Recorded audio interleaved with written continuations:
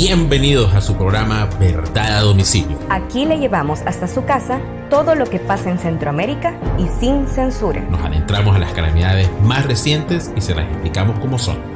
Pero tampoco queremos que se pase con lo malo. Así que también les vamos a contar lo que se está haciendo para salir adelante. Empezamos. El dinero alcanza cuando nadie roba. ¿Se imaginan todo lo que pudiéramos hacer con todo el dinero robado? Hola, querida audiencia. Muchas gracias por acompañarnos en una edición más de su podcast Verdad a Domicilio. En esta temporada estamos hablando de qué tiene que ver la política con tu vida diaria. En el primer episodio hablamos de unidad y hoy estaremos hablando sobre la salud. ¿Por qué la salud es política? Para ello nos acompañan dos grandes líderes de Centroamérica. Paola Padilla, médica hondureña que ama su país y actualmente está sacando un máster en salud pública en Suecia. Y Karen Mazana, psicóloga salvadoreña, fundadora de Centequiti y de la iniciativa Sintonía por la Salud Mental en Centroamérica. Entremos al grano. Primero, una pregunta para las dos. Paola, ¿qué tiene que ver la salud con la política? Bueno, para hablar del aspecto político de la salud, primero tenemos que conocer de qué manera inconscientemente a veces pensamos en la salud. O sea, hacemos conexiones como, ok, salud es igual a un sistema de salud. Entonces, ¿qué quiere decir eso? O sea, pensamos en centros de salud, pensamos en personal de salud, en el Ministerio de Salud, pero no nos damos cuenta que la salud va más allá de eso. Estoy segura que muchos de los que nos escuchan el día de hoy, pues han tenido experiencias similares o de repente piensan de que la responsabilidad recae solamente en ellos, pero pueden sorprenderse de saber que tenemos muchas limitaciones en nuestras decisiones que vienen respecto a nuestro entorno. Entonces, obviamos que hay factores ambientales, económicos, políticos, sociales, que vienen a jugar un rol importante en la salud. Entonces, te puedo decir, por ejemplo, que hay inequidad en salud, porque hay unas personas que tienen más que otros. Entonces, esto se combate teniendo políticas que puedan generar escenarios donde hayan oportunidades para aumentar esa equidad. Tenemos también el aspecto de los determinantes de la salud, que estoy seguro que muchos no lo han escuchado jamás en su vida, pero hablamos del acceso a la salud, a la educación, al agua, a tener una alimentación sana, a tener un techo, a tener comunidades seguras. Entonces, todo esto depende de la acción política, pero también de la inacción política. Y el sistema de salud es apenas uno de los más de 10 determinantes que pueden existir que influyen en nuestra salud. Y por último, te quiero decir también que la salud es un derecho. Y eso está establecido en la Declaración Universal de los Derechos Humanos, donde dice que toda persona tiene derecho a un nivel de vida adecuado, que se le asegure su salud y su bienestar. Y Karen, ¿qué tiene que ver para vos la salud con la política? Yo creo que la doctora Paula lo ha explicado súper bien. Hay muchísimos factores socioeconómicos, históricos, que vienen detrás del tema de salud y las condiciones de salud actuales en nuestros países, principalmente centroamericanos. Y considero que también, además de todo lo que ya nos dijo la doctora, está muy ligado a esa deuda histórica que tenemos como países sobre las condiciones sociales. Y hablo aquí ya no solo de la salud en general, pero obviamente por mi lado quiero ser específica en el tema de la salud mental. Y la salud mental es uno de los factores de salud que más olvidados y más relegados se han visto en tanto tiempo y que sigue siendo así. Que en algún momento vamos a hablar de cómo esta situación o visibilización de la salud mental también ha cambiado, pero parte desde esa deuda de no reconocer todos esos factores sociales e históricos que afectan directamente las condiciones de salud en todos sus aspectos de las personas en las que habitamos estos países que han sido conflictuados por diferentes eventos, por diferentes sucesos, en donde no se han garantizado los derechos y mucho menos el derecho a la salud y peor aún el derecho a la salud mental.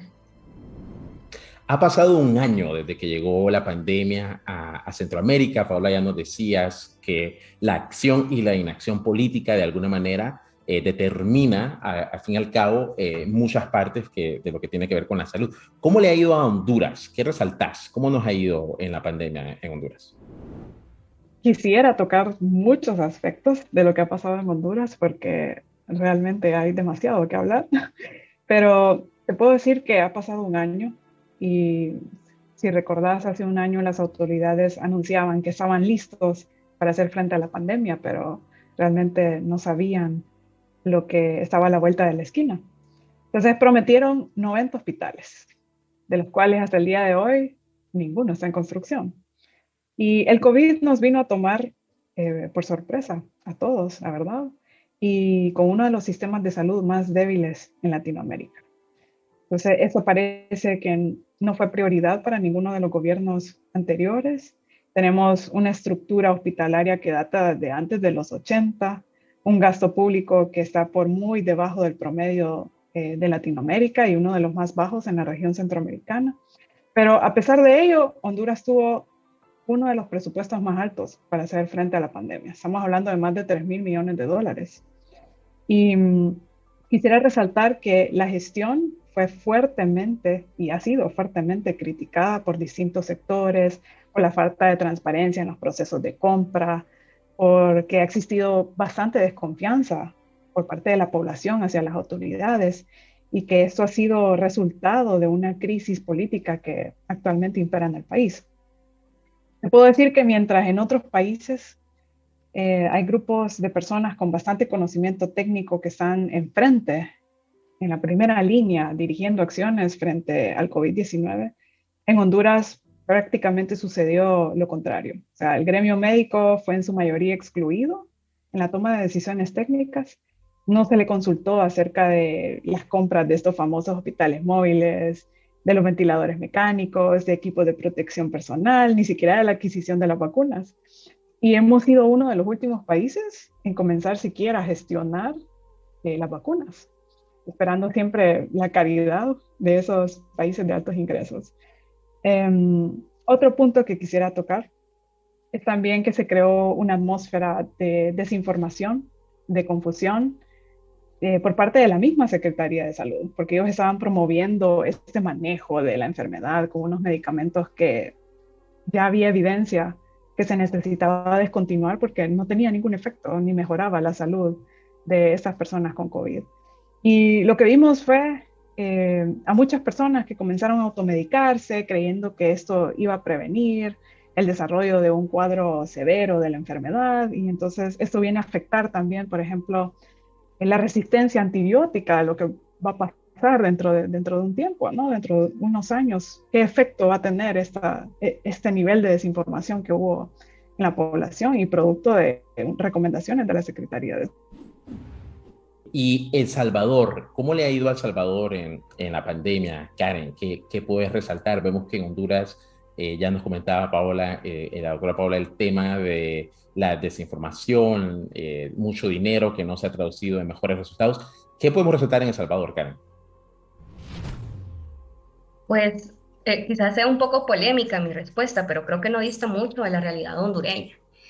Hay una nube alrededor de los gastos públicos que hubo en el país, de las autorizaciones que se realizaron por parte de la Asamblea, las peticiones de acortamiento de procesos de transparencia dentro del manejo de los fondos salvadoreños en el tema de salud, y se pudo evidenciar también un manejo, no sé cómo fue en los demás países, pero por lo menos en El Salvador, quien encabezaba la mayoría de mensajes alrededor de un tema de salud no era una persona experta en salud, no era ni siquiera el mismo ministerio que pudiese ser el primer referente, la primer cabeza en torno a los temas, quien estuviera brindando las informaciones de primera mano.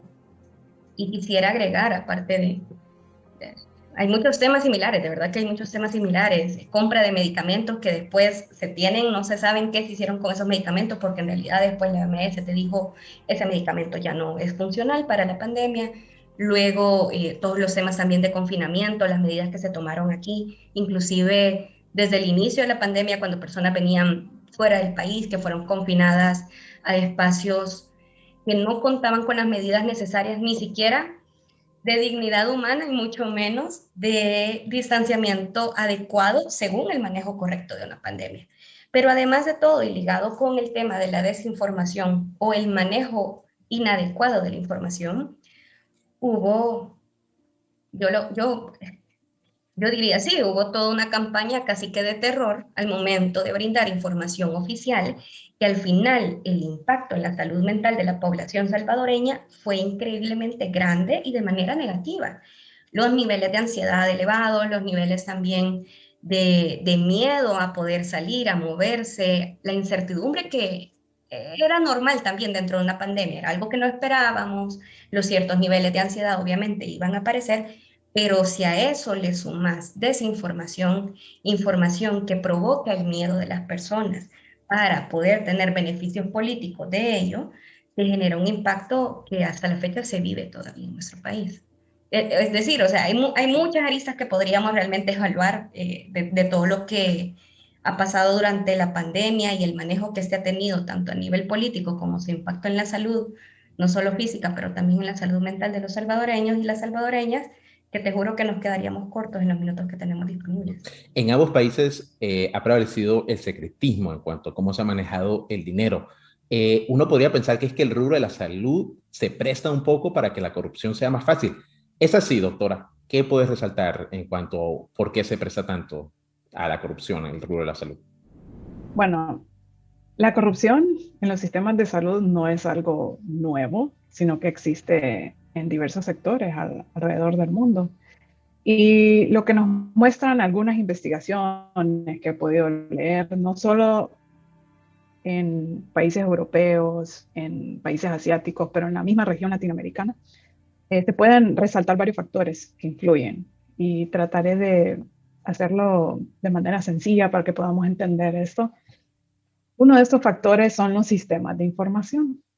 Entonces, ¿qué entendemos por sistemas de información? O sea, son cuestiones que nos facilitan el monitoreo de esos determinantes de la salud que nosotros hablamos al principio, del estado de la salud de la población, es decir, cuántas personas tengo que están enfermas en ese momento con determinada enfermedad, cuáles son esos factores que están llevando a que estas personas presenten esta enfermedad. Pero también hablamos de sistemas que nos ayuden a monitorear la administración y el desempeño de los sistemas de salud. Entonces, ¿quiénes son los que están en contacto con los sistemas de salud? No hablo solo de pacientes, sino de personas a las que se les hacen compras de medicamentos, de insumos, ¿verdad? Que en algún momento están en contacto con el sistema de salud. Te puedo decir que a pesar de que se conoce que la tecnología puede beneficiarnos en estos casos, realmente Honduras no ha hecho tanta inversión en ese aspecto. Entonces, solo para darte un ejemplo, en Honduras continuamos teniendo registros en papel, continuamos con expedientes en papel que no están unificados, donde no puedes hacer realmente un análisis general ni recopilar mucha información respecto a tu población, porque estos sistemas no están unificados. Entonces no existen esos reportes por los cuales vos podrías tener acceso más adelante. Hay también ausencia en la rendición de cuentas, en el sistema de salud público, en la seguridad social. O sea, ¿cómo podemos acceder a esta información? Esos procesos de compra que hay, ¿cómo lo podemos hacer más transparente? Otro punto también que quiero tocar es esos procesos de adquisición, ¿no? De medicamentos, de bienes, de servicios, que pueden ser fraudulentos y que hay diversos factores o varias rutas que juegan un rol importante en este aspecto. Por ejemplo, concursos que son amañados, monopolios que ya sabemos que existen en los diversos sectores, pero hay monopolios, por ejemplo, de casas farmacéuticas, de personas que te proporcionan insumos médicos. Los monopolios siempre están ahí. Y también gerentes oficiales de compra que se prestan también para sobornos, para favores, ¿verdad? Que al final lo único que hacen pues es aumentar esa corrupción que ya existe en ese sistema de salud. Y otro punto, el último, para Honduras sabemos que hay contrataciones con tinte político y esto también hace que se abra una brecha ahí para que existan o siga imperando estas cuestiones de corrupción. Y bueno, Karen, ya nos adelantabas un poco que la salud no tiene que ver solo con el cuerpo. Te hablabas de salud mental, hablabas de ansiedad. ¿Nos podrías decir un poco qué es la salud mental? ¿De qué hablamos? O sea, le queremos contar a nuestra audiencia aquí en Verdad a Domicilio. Aprovecho para decirle a toda nuestra audiencia que nos siga en todas nuestras redes sociales, que puede escuchar todos nuestros episodios anteriores. Pero, ¿qué es la salud mental, Karen? Así, explicándonos. ¿Qué es? ¿De qué trata eso? Yo creo que la salud mental es importante verla primero desde un enfoque integral en el cual sepamos qué es nuestro bienestar. Y aquí cuando hablamos de bienestar ya no es solo no estar enfermo, no es la ausencia de algún tipo de enfermedad o padecimiento, en este caso directo a nuestra salud mental, sino un bienestar, el estar bien en tres aspectos fundamentales: el tema mental, la parte física y la parte social. Cuando nosotros entendemos al ser humano desde esa integralidad, podemos entonces encontrar qué es lo que podemos hacer para tener ese cuidado de la salud mental que tanto se requiere. Creo que ese es un primer enfoque que es importante, y el segundo, que también ya se mencionaba al principio, es que hay que entender la salud mental como un derecho, es decir, que tiene que ser, pues, que es inherente al ser humano, que tiene que tener acceso a todas las personas sin discriminación, sin ninguna dificultad por sus ingresos económicos, es decir, que tiene que estar abierto para cualquier persona en cualquier parte del mundo. Yo creo que eso es como lo principal que yo quisiera transmitir el día de ahora. Primero es eso, que es esos aspectos de nuestra vida, tanto los sociales, los físicos y los mentales, y que además es un derecho que nos pertenece, que tenemos que saber exigir también. Y vos, doctora Pau, ¿cómo lo ves? Bueno, vos viste antes de que te fueras a Suecia, veías muchos pacientes en Honduras. ¿Qué veías en términos de salud mental? ¿Cómo se relaciona con esta otra salud de elementos más físicos? ¿Qué nos puedes decir de tu experiencia viendo tantos pacientes en Honduras? Bueno, como te comenté en un inicio, no sabíamos a lo que nos estábamos enfrentando. Y tengo algunas experiencias que sí me gustaría contar, porque estoy segura de que muchos de los que nos escuchan hoy se van a identificar con esas historias.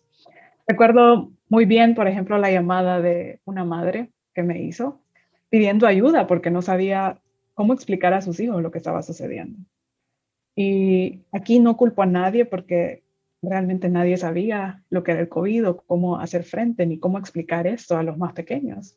Entonces, la experiencia de estos niños fue que una mañana, o sea, en su rutina diaria, se levantaron, fueron a sus clases normal, pero estando en la escuela, o sea, se anunció de que ya estaban los primeros casos de coronavirus en el país. Entonces, lo que sucedió fue que pararon las clases y les dijeron, bueno, vamos a llamar a sus papás para que vengan por ustedes, porque hay casos de coronavirus en el país, entonces tienen que irse a sus casas inmediatamente. ¿Y cómo le decís eso a los niños que no entienden lo que está pasando? Comienzan a ver esa atmósfera de miedo, de temor, sus papás que llegan inmediatamente por ellos, de repente ya no están en clases, ya no ven a sus compañeros, les decís que tienen que usar una mascarilla todo el tiempo, que ya no van a ver a sus familiares. Entonces, ese cambio repentino también los afectó a ellos. Y estoy segura de que muchos niños tuvieron la misma experiencia, muchos padres que tenían hijos no sabían cómo explicar lo que estaba sucediendo. Entonces, en algún momento pues tuve que ayudarla, tuve que guiarla para que pudiese ella hablar con sus niños. Y recuerdo muy bien que uno de ellos decía, es que me voy a morir. Si yo salgo y me infecto, nos vamos a morir todos. Y él tenía esa idea de que si me infecto me voy a morir. Entonces estoy muy segura de que muchos se van a identificar con este aspecto. Todo esto tiene que ver con lo que Karen mencionó al inicio, esa ola de desinformación que provocó mucho temor, mucho estrés, mucha ansiedad al inicio, pero también el exceso de información de aquellos que estaban intentando seguir día con día el recuento de casos, lo que estaba pasando alrededor del mundo, provocó mucho insomnio y mucha ansiedad también en las personas.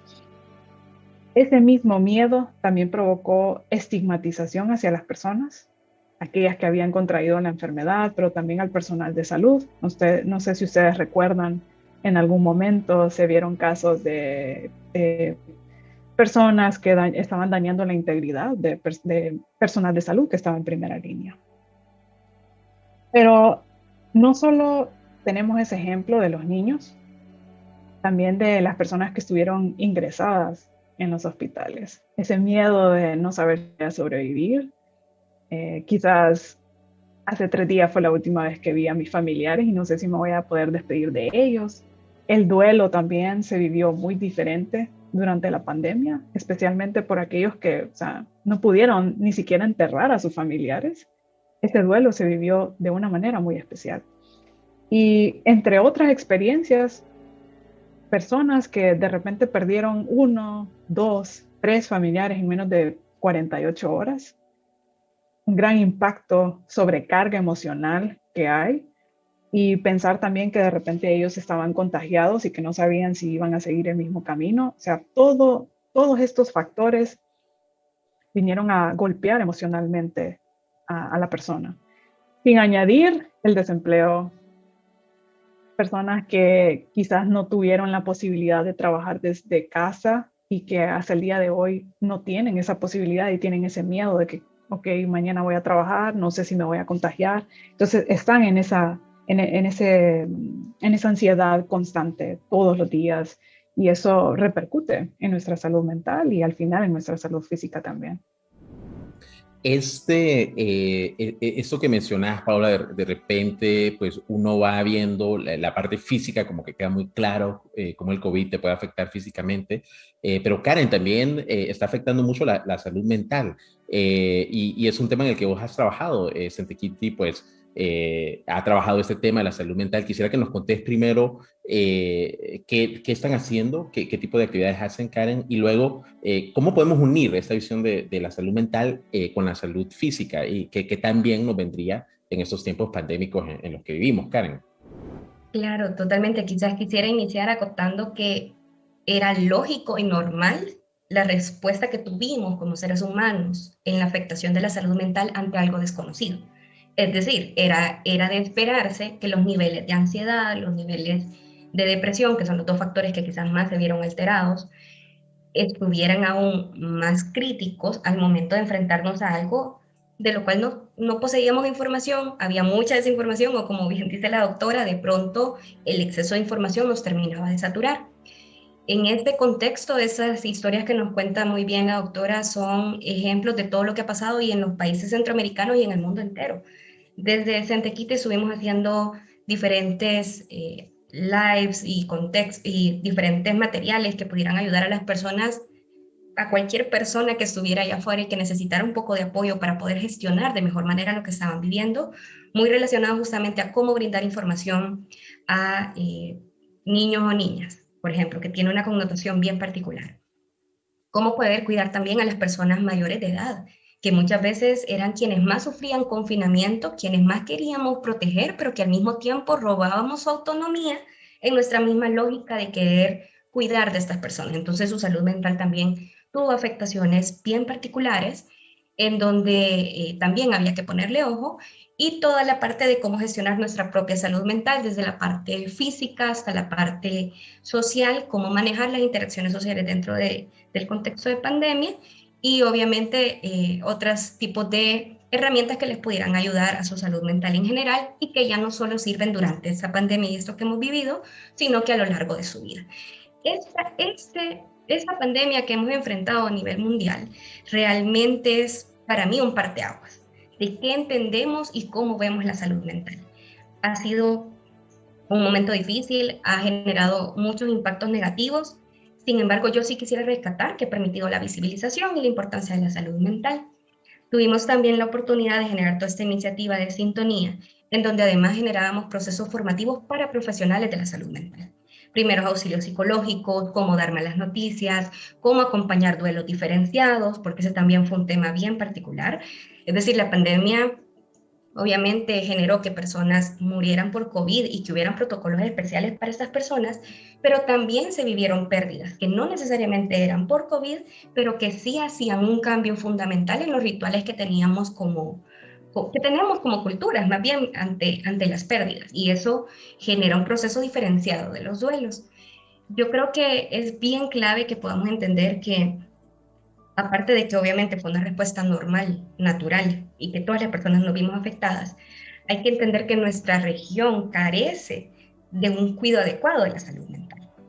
Es una región que se ha visto impactada históricamente por tantos procesos de conflictos, de restricciones, de violencia, y todos estos factores están directamente asociados con la salud mental.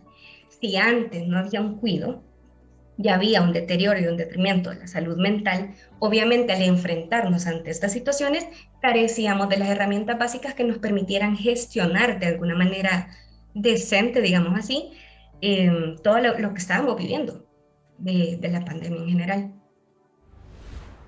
En los dos países, hablamos al inicio que muchas de estas decisiones se han tomado desde el Ejecutivo, o sea, los presidentes, sin incluir a profesionales de la medicina o de la salud mental.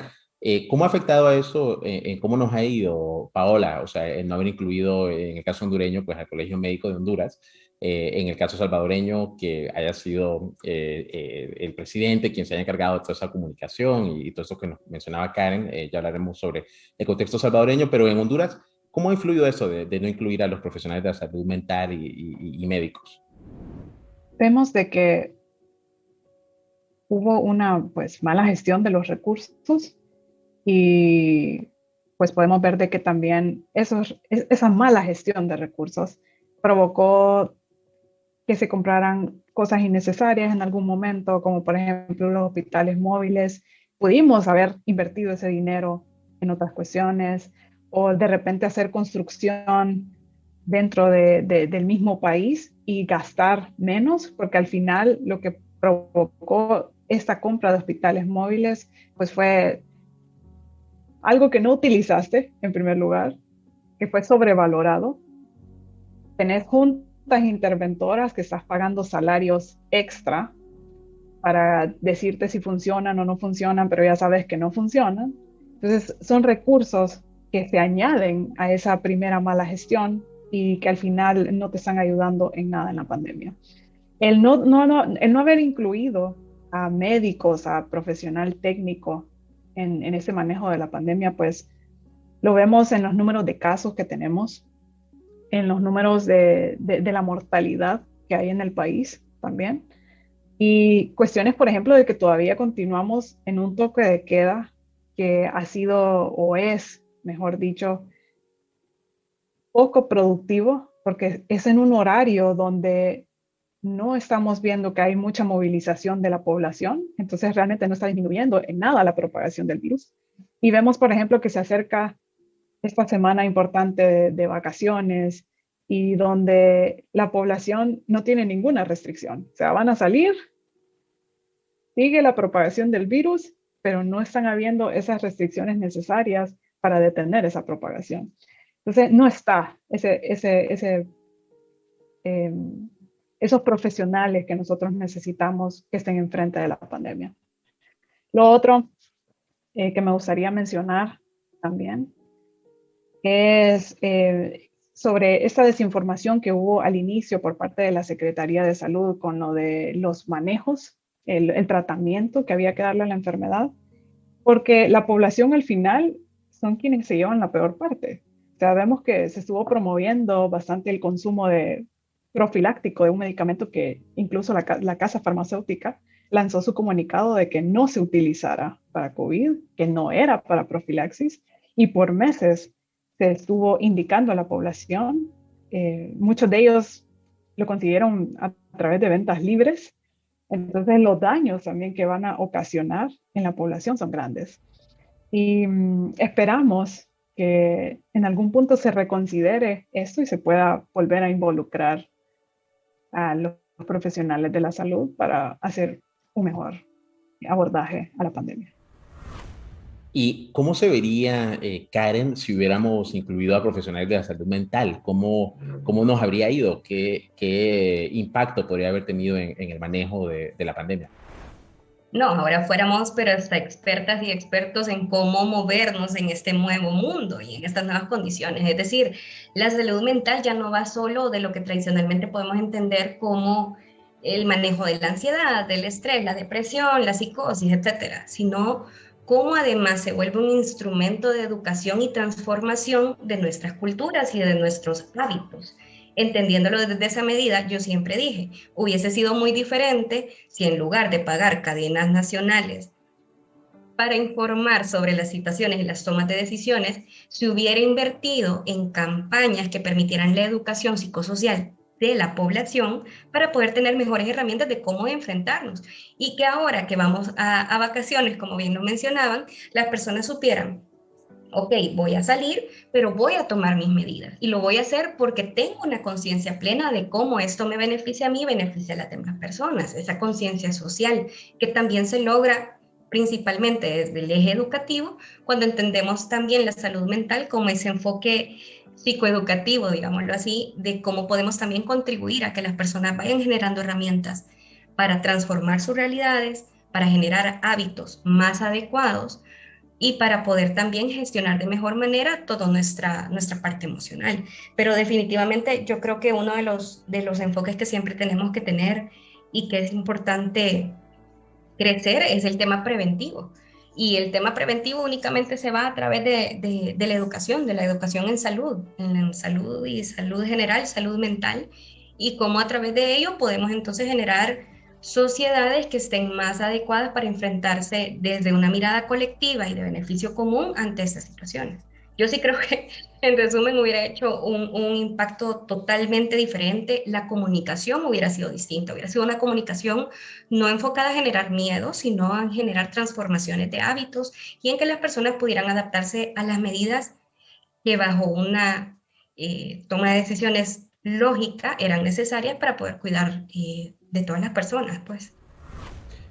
No, estamos llegando al final de nuestro tiempo juntos, y una pregunta que quisiera para ambas antes de terminar es, ahora, o sea, estamos a inicios de 2021, no ha terminado la pandemia, pero ¿qué sueñan desde ya para la salud en Centroamérica? Doctora Paola, ¿cuál es tu sueño para la salud en Centroamérica? Yo diría que haya mayor equidad en salud. Creo que hoy pudimos ampliar un poco la perspectiva con respecto a la salud, que entendamos lo importante también de elegir nuestros líderes, el liderazgo, no por beneficios propios, sino porque ellos verdaderamente tengan planes de acción donde se invierta en educación, donde se invierta en salud, donde se invierta en seguridad alimentaria y otros determinantes que al final repercuten en nuestra salud. Porque solo así se va a lograr que haya mayor equidad, pero también sacar adelante a nuestros países. Hablamos también del tema de la corrupción en los sistemas de salud y que eso nosotros lo vemos día con día.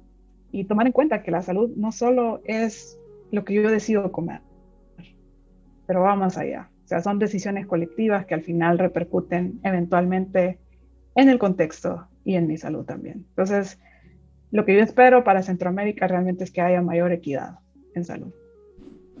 Muchas gracias. Karen, ¿cuál es tu sueño para la salud en Centroamérica?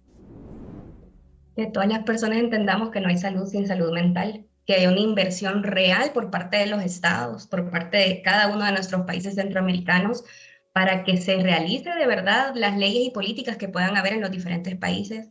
Realmente es muy lamentable que podamos seguir teniendo países llenos de leyes perfectas en donde ni una se puede cumplir, principalmente porque no hay una apuesta real a que la salud sea un derecho cumplido. Así que para mí eso, que haya mayor inversión y que la salud mental sea por fin tomada en cuenta con la importancia y relevancia que tiene. Muchas gracias por acompañarnos esta noche, Karen, Paola. Saludos a toda nuestra audiencia. Los invitamos a seguirnos en todas nuestras redes sociales, Verdad a Domicilio. Nos pueden escuchar ahora también en YouTube, Spotify, Podbean y todas las demás redes sociales. Buenas noches. Muchas gracias por acompañarnos en esta transmisión. No se pierda nuestro próximo programa y siga soñando con nosotros en los países que queremos tener.